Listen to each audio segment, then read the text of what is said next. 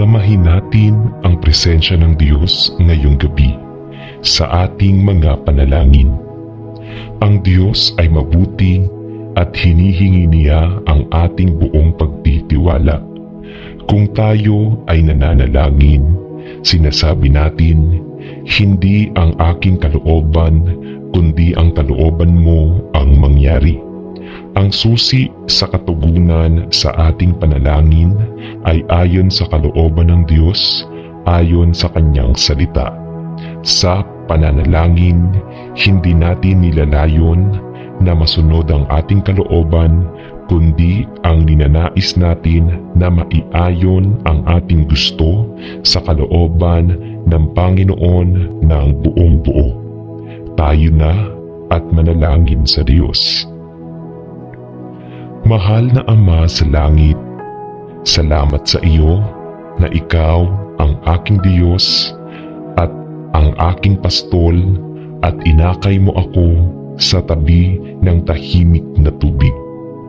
Salamat na ibalik mo ang aking kaluluwa at salamat sa iyo wala akong magandang bagay. O patawarin mo ako sa mga oras na ang aking pananampalataya sa iyong mapagbiyayang probisyon ay nababawasan at nagsisimula akong mag-isip para sa aking sariling mga pangangailangan. Sa halip na ilagay ang lahat ng aking mga pag-aalaga sa iyong mga balikat.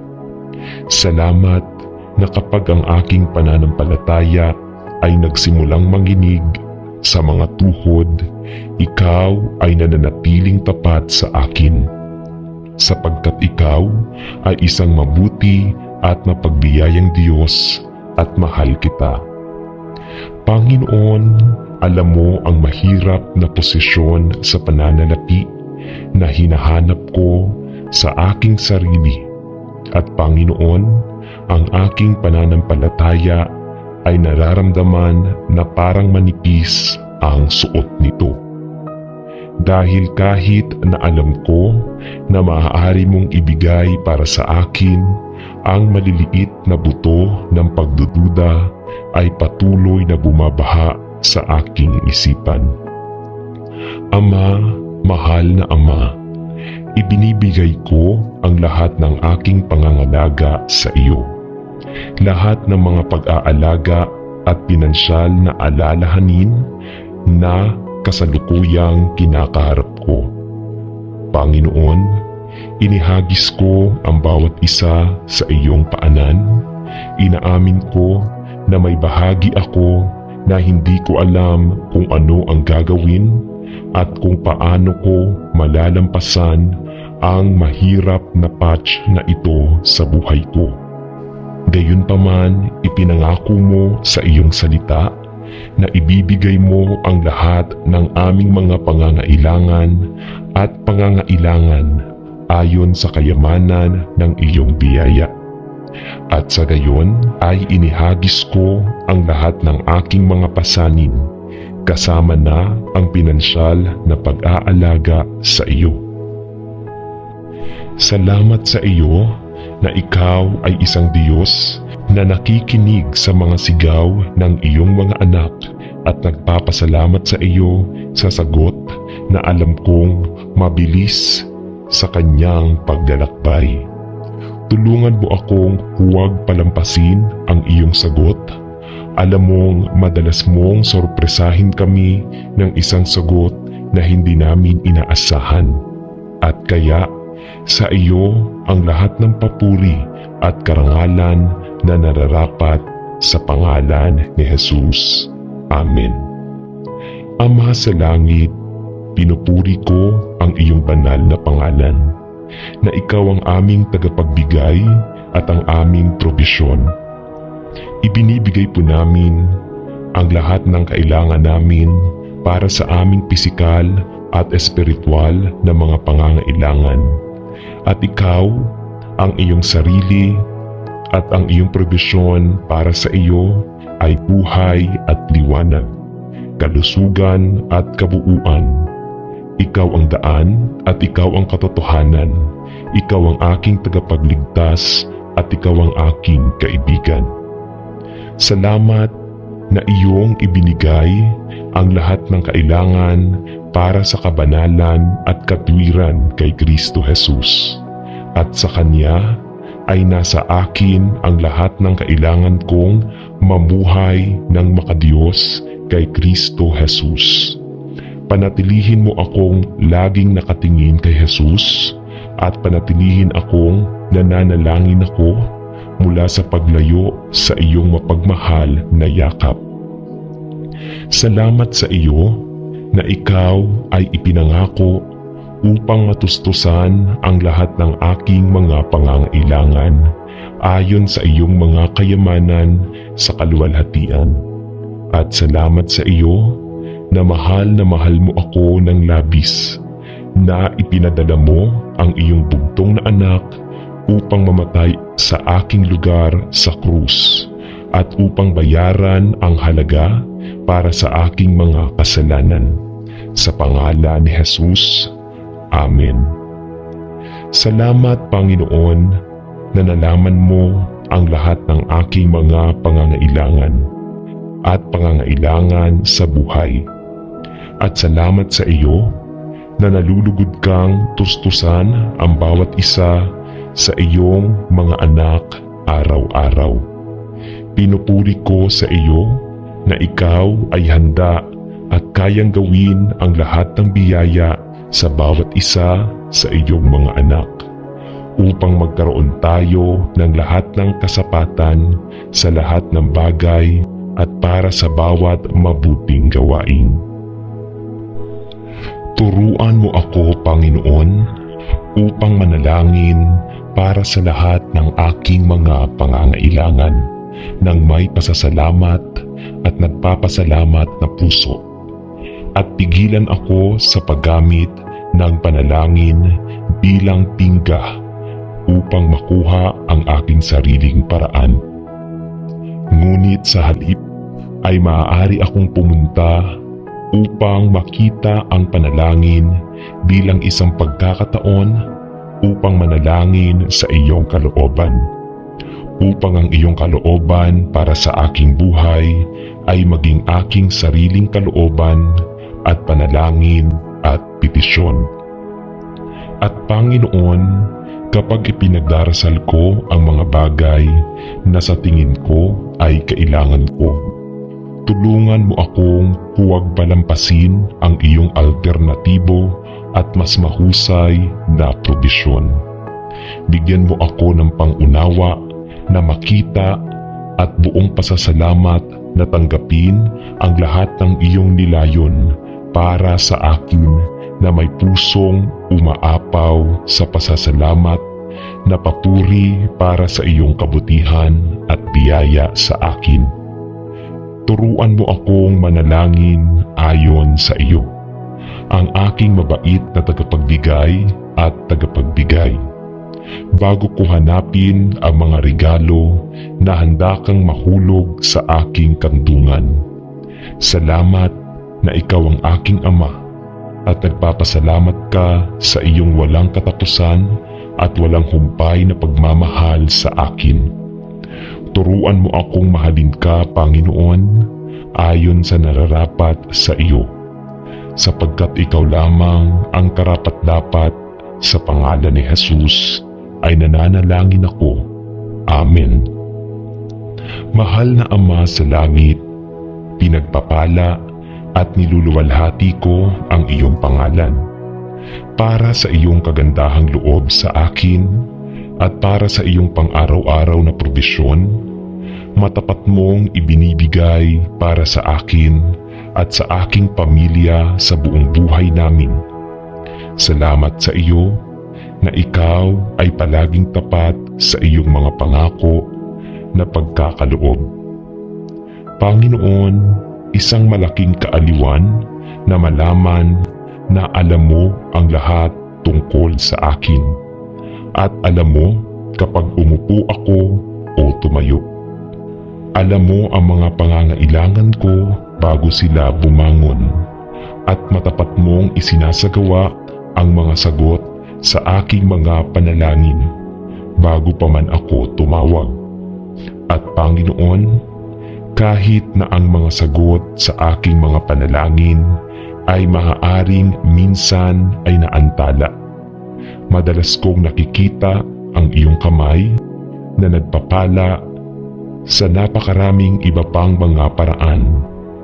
Salamat sa paraan na ginamit mo ang mga paghihirap at pagkaantala upang gawing perpekto at maunlad ang aking tiwala sa iyo. At Panginoon, bagaman hindi ko laging nauunawaan kung ang mga bagay ay hindi gumagana sa paraan na inaasahan ko, nagpapasalamat ako sa iyo na palagi kang naroroon upang tustusan ang aking mga pangangailangan sa iyong panahon at sa iyong paraan. Panatilihing nagpapasalamat ang aking puso sa iyong mapagbiyayang probisyon at mapagmahal na kabaitan sa akin, at naway lumaki ako sa biyaya at higit na makilala ka sa mga araw na naghihintay. Sa pangalan ni Jesus ay nananalangin ako. Amen. Mahal na Ama sa langit, madalas na hindi ako pumupunta sa iyo bilang pagpapasakop sa panalangin at nag-alay ng aking mga panalangin at kahilingan sa iyo ayon sa nararapat. Ngunit hinahangad kong tustusan ang inaakala kong kailangan ko nang hindi muna pumupunta sa iyo sa panalangin. Sinubukan kong gawin ang mga bagay sa sarili kong lakas sa larangan ng relasyon, trabaho, pananalapi at maging kaligayahan, at natuklasan ko na ang mga bagay na madalas kong ninanais ay nagiging kabaligtaran ng kung ano ang pinakamainam para sa aking buhay. Patawarin mo ako sa hindi pag-asa sa iyo gaya ng nararapat. Patawarin mo ako sa pagsisikap na gawin ang mga bagay sa aking paraan at pagsisikap na ibigay ang mga tingin ko sa pinakamainam para sa aking sarili. Panginoon, mas kilala mo ako kaysa sa kilala ko ang aking sarili, at gusto kong matutong umasa sa iyo at huwag subukang gawin ang lahat sa aking sariling lakas. Turuan mo ako ng iyong mga lakad at ang iyong kalooban. Tulungan mo akong hanapin muna ang mga bagay ng Diyos at tulungan akong matutunan kung paano ibigay ang renda ng aking buhay sa iyo araw-araw. Dahil alam mo ang paraan na dapat kong gawin at alam mo kung ano ang kailangan ko para sa aking buhay. Salamat sa iyong itinuturo sa akin. Dalangin kong ituro mo sa akin ang higit pa at higit na umasa sa iyo at umasa ng paunti-unti sa aking sarili. Sa iyo'y maging lahat na papuri at kaluwalhatian sa pangalan ni Jesus. Amen. Mahal na Ama sa langit, salamat sa iyo na ikaw ang aking Diyos at ang aking pastol, at inakay mo ako sa tabi ng tahimik na tubig. Salamat na ibalik mo ang aking kaluluwa, at salamat sa iyo wala akong magandang bagay.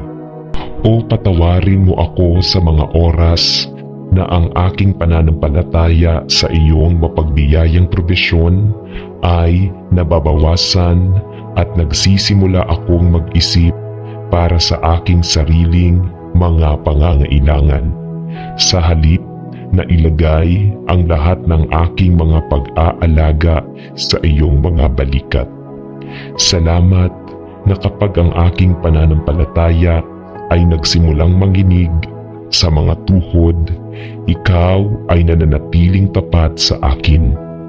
sapagkat ikaw ay isang mabuti at mapagbiyayang Diyos at mahal kita. Panginoon, alam mo ang mahirap na posisyon sa pananalapi na hinahanap ko sa aking sarili. At Panginoon, ang aking pananampalataya ay nararamdaman na parang manipis ang suot nito. Dahil kahit na alam ko na maaari mong ibigay para sa akin ang maliliit na buto ng pagdududa, ay patuloy na bumabaha sa aking isipan. Ama, mahal na Ama, ibinibigay ko ang lahat ng aking pangangalaga sa iyo. Lahat ng mga pag-aalaga at pinansyal na alalahanin na kasalukuyang kinakaharap ko. Panginoon, inihagis ko ang bawat isa sa iyong paanan. Inaamin ko na may bahagi ako na hindi ko alam kung ano ang gagawin at kung paano ko malalampasan ang mahirap na patch na ito sa buhay ko. Gayunpaman, ipinangako mo sa iyong salita na ibibigay mo ang lahat ng aming mga pangangailangan at pangangailangan ayon sa kayamanan ng iyong biyaya. At sa gayon ay inihagis ko ang lahat ng aking mga pasanin, kasama na ang pinansyal na pag-aalaga sa iyo. Salamat sa iyo na ikaw ay isang Diyos na nakikinig sa mga sigaw ng iyong mga anak at nagpapasalamat sa iyo sa sagot na alam kong mabilis sa kanyang paglalakbay. Tulungan mo akong huwag palampasin ang iyong sagot. Alam mong madalas mong sorpresahin kami ng isang sagot na hindi namin inaasahan. At kaya sa iyo ang lahat ng papuri at karangalan na nararapat sa pangalan ni Jesus. Amen. Ama sa langit, pinupuri ko ang iyong banal na pangalan, na ikaw ang aming tagapagbigay at ang aming probisyon. Ibinibigay po namin ang lahat ng kailangan namin para sa aming pisikal at espiritual na mga pangangailangan. At ikaw, ang iyong sarili at ang iyong probisyon para sa iyo ay buhay at liwanag, kalusugan at kabuuan. Ikaw ang daan at ikaw ang katotohanan. Ikaw ang aking tagapagligtas at ikaw ang aking kaibigan. Salamat na iyong ibinigay ang lahat ng kailangan para sa kabanalan at katwiran kay Kristo Jesus. At sa Kanya ay nasa akin ang lahat ng kailangan kong mamuhay ng makadiyos kay Kristo Jesus. Panatilihin mo akong laging nakatingin kay Jesus at panatilihin akong nananalangin ako mula sa paglayo sa iyong mapagmahal na yakap. Salamat sa iyo na ikaw ay ipinangako upang matustusan ang lahat ng aking mga pangangailangan ayon sa iyong mga kayamanan sa kaluwalhatian. At salamat sa iyo na mahal mo ako ng labis, na ipinadala mo ang iyong bugtong na anak upang mamatay sa aking lugar sa krus at upang bayaran ang halaga para sa aking mga kasalanan. Sa pangalan ni Jesus, Amen.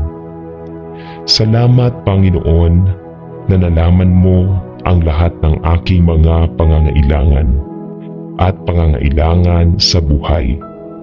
At salamat sa iyo na nalulugod kang tustusan ang bawat isa sa iyong mga anak araw-araw.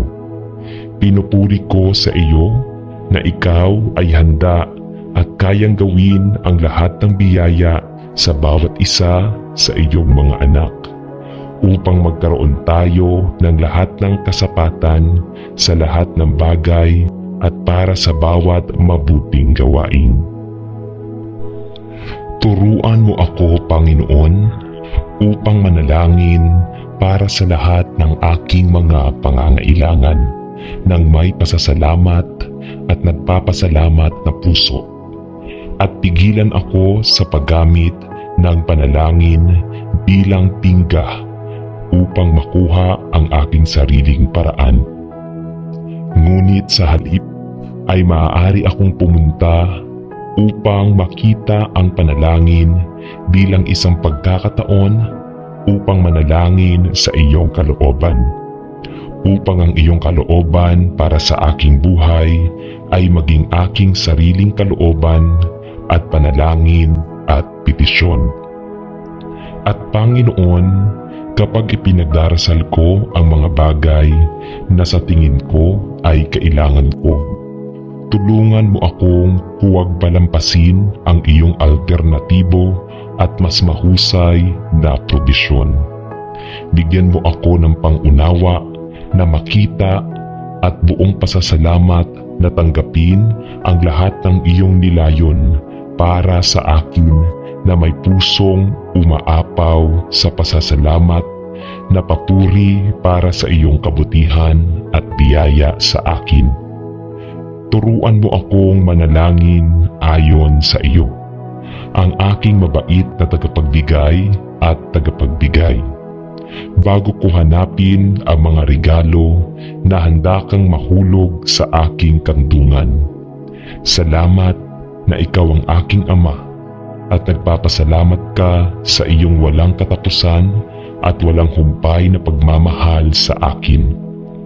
Turuan mo akong mahalin ka, Panginoon, ayon sa nararapat sa iyo, sapagkat ikaw lamang ang karapat-dapat. Sa pangalan ni Jesus ay nananalangin ako. Amen. Mahal na Ama sa langit, pinagpapala at niluluwalhati ko ang iyong pangalan para sa iyong kagandahang loob sa akin at para sa iyong pang-araw-araw na probisyon.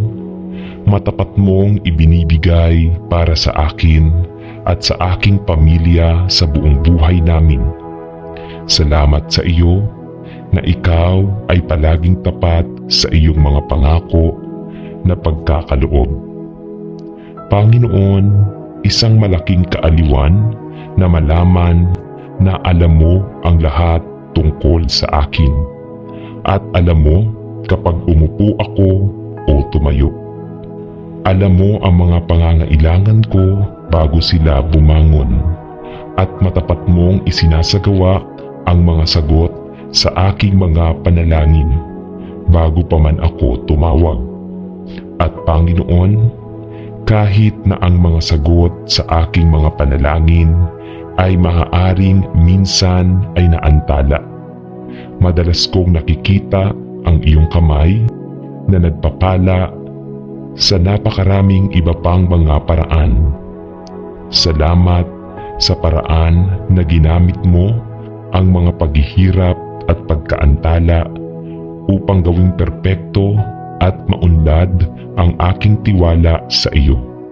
At Panginoon, bagaman hindi ko laging nauunawaan kung ang mga bagay ay hindi gumagana sa paraan na inaasahan ko, nagpapasalamat ako sa iyo na palagi kang naroroon upang tustusan ang aking mga pangangailangan sa iyong panahon at sa iyong paraan. Panatilihing nagpapasalamat ang aking puso sa iyong mapagbiyayang probisyon at mapagmahal na kabaitan sa akin, at naway lumaki ako sa biyaya at higit na makilala ka sa mga araw na naghihintay. Sa pangalan ni Jesus ay nananalangin ako. Amen. Mahal na Ama sa langit, madalas na hindi ako pumupunta sa iyo bilang pagpapasakop sa panalangin at nag-alay ng aking mga panalangin at kahilingan sa iyo ayon sa nararapat.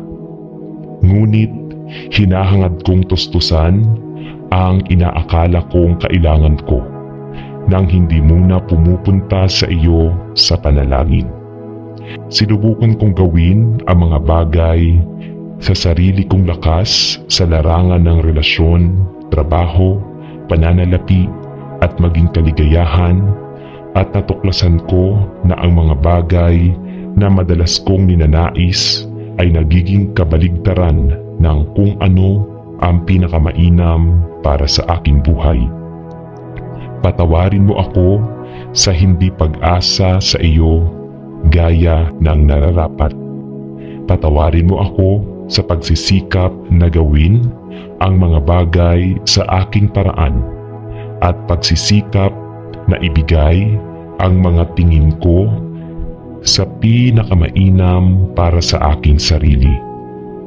Panginoon, mas kilala mo ako kaysa sa kilala ko ang aking sarili, at gusto kong matutong umasa sa iyo at huwag subukang gawin ang lahat sa aking sariling lakas. Turuan mo ako ng iyong mga lakad at ang iyong kalooban. Tulungan mo akong hanapin muna ang mga bagay ng Diyos at tulungan akong matutunan kung paano ibigay ang renda ng aking buhay sa iyo araw-araw. Dahil alam mo ang paraan na dapat kong gawin at alam mo kung ano ang kailangan ko para sa aking buhay. Salamat sa iyong itinuturo sa akin. Dalangin kong ituro mo sa akin ang higit pa at higit na umasa sa iyo at umasa ng paunti-unti sa aking sarili. Sa iyo'y maging lahat na papuri at kaluwalhatian sa pangalan ni Jesus. Amen.